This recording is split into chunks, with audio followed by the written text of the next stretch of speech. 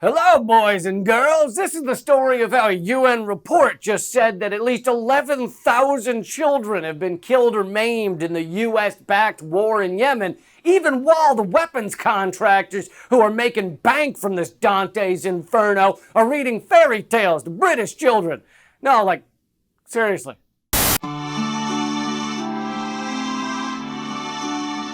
Welcome to Engineering Fairy Tales. My name is Hannah, and I'm an aircraft technician with the British Army. That means I work with helicopters, fixing things from engines to hydraulics or just a flat tire. I'm going to read you the story of Hansel and Gretel. What fresh hell is that? We'll get back to the dystopian fairy tales that'll be forever burned in my brain in a moment. You probably already know that Saudi Arabia, one of the world's richest countries, has been bombing Yemen, the fifth poorest country in the world, since 2015, with support from good old Uncle Sam. I mean, come on, does Saudi Arabia even need the U.S. to destroy the fifth poorest country? It's equivalent to Barry Bonds in his steroidal prime playing baseball against your asthmatic, cross-eyed 5-year-old cousin, and then he stops to call over Mark McGwire in his juiciest prime to hold the kid down. Can you tell I haven't watched baseball since 1999? The United States has put its military might behind the Saudi-led coalition, waging a war without congressional authorization per usual. That war has devastated Yemen's infrastructure, destroyed or damaged more than half of Yemen's health facilities, killed and injured tens of thousands, and displaced millions. But of course, it's killed far more than tens of thousands because more are killed from the famine and the disease a war causes than from the actual bombs. This is utter insanity. And Yemen is just the tip of the iceberg. According to Brown University's Cost of War project, the U.S. post-9/11 wars have forcibly displaced at least 37 million people in and from Afghanistan, Iraq, Pakistan, Yemen, Somalia, the Philippines, Libya, and Syria. 37 million people, and that's the low estimate. But let's not be all negative about this. I hate when people just show the grim side of death and destruction. How about the fact that a lot of people are getting very rich from this endless assault on the people of Yemen? There's a positive, right? Do you have any idea how many heated towel racks this war has bought for investment bankers? Do you have any concept of the number of silver-lined bidets that have been installed thanks to this war? The war in Yemen has been particularly lucrative for General Dynamics, Boeing, and Raytheon, which have received hundreds of millions of dollars in Saudi weapons deals. But let's not leave out the British war profiteers, who are the most polite of the merchants of death. They always have a spotted tea to rinse down the partially congealed blood patties they alligator gulped down their throats during the standard ritual celebration following the signing of each arms deal. I love the Brits. BAE Systems sold 15 billion pounds worth of arms to the Saudis during the Yemen assault. And that number is actually 2 years old, so it's many billions higher than that now. But BAE Systems doesn't want us to only think of them as serial murderers. That is just one of their many talents. Here's what they tell the British people they're really all about.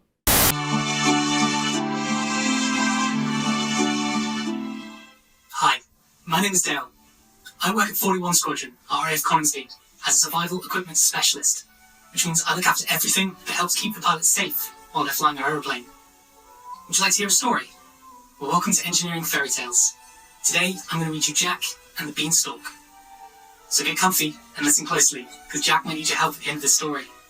Okay, I've had fever nightmares involving clowns wearing eye patches and involuntary Brazilian waxing that weren't nearly as terrifying as that story time. First of all, I assume that guy is being held in a black site with a cheese grater pointed at his gonads. Why else would he be doing this? Secondly, why do we need freaking military to read our kids fairy tales? Hi, kids. I've chalked up 35 kills over the past 2 years, many of them children, just like you. Now settle in, because I'm getting ready to read you the original shooting script for the film Texas Chainsaw Massacre. The part of the chainsaw will be played by this bile-stained sock puppet, which once held my neighbor's foot. Third, this series of children's storytime videos is paid for and branded with BAE Systems. So they sell weapons of death, and they have a side hustle of reading fairy tales to toddlers. Something tells me the story time is not the real money maker in that scenario. And this whole story time thing, it doesn't make them less creepy. It actually makes them creepier. Like if someone told you they were a hitman and a juggler at sleepover parties for tots. Isn't that worse? As The Independent reported, the fairy stories are just the latest example of a marketing blitz on schools by military contractors and suppliers who collectively spend millions of pounds a year promoting their brands in schools. Isn't it intriguing that they're allowed to promote militarism and killing to the young, impressionable brains of our youth, but no school is allowed to promote a million other important and actually beneficial and crucial ideas, such as alternatives to capitalism, there's one, or the idea that wage slavery is still slavery, or the concept that nation states are a ridiculous way to delineate the world when we should all be united as humans to create a better, sustainable, comfortable, hell, breathable world, because we're just tiny flesh balls trying to survive on a minuscule grain of dirt flying to an empty black void at unimaginable speeds. Can't teach that in the schools.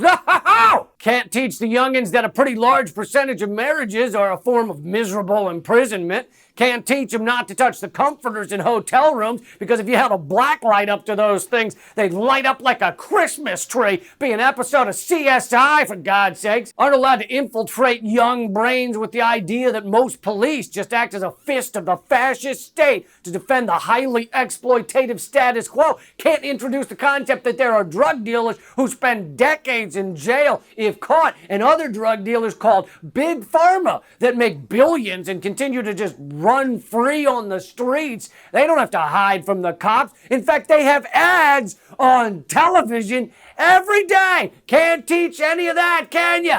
But you can lovingly tell a 6-year-old that military personnel are his friends and they want to help out with story time. You know, if they get a spare minute between dropping drone bombs on goat herders outside Kabul. So why does BAE Systems put out story time videos? It all comes down to image. Image for weapons contractors like BAE, Raytheon, Lockheed, General Dynamics is very important, because if their image gets bad enough, rich people stop investing in them. Take, for example, Elbit Systems. Elbit Systems purchased the government-owned Israeli Military Industries, IMI, in 2018, which granted it an 80% monopoly over sales to the Israeli land forces. This cemented the firm as the largest Israeli arms company and also turned Israel's arms industry from mostly government-owned to mostly privately owned. So investors for Elbit get rich while the company destroys the lives of Palestinians. Elbit Systems is known primarily for its military drones, specifically the Hermes, which have been used repeatedly in Israeli military operations in the Gaza Strip. The company also produces components for the illegal separation wall in the occupied West Bank. I mean, define illegal. If you're already killing a bunch of innocent people, then hearing someone say, "That wall is illegal," kinda loses its gravitas.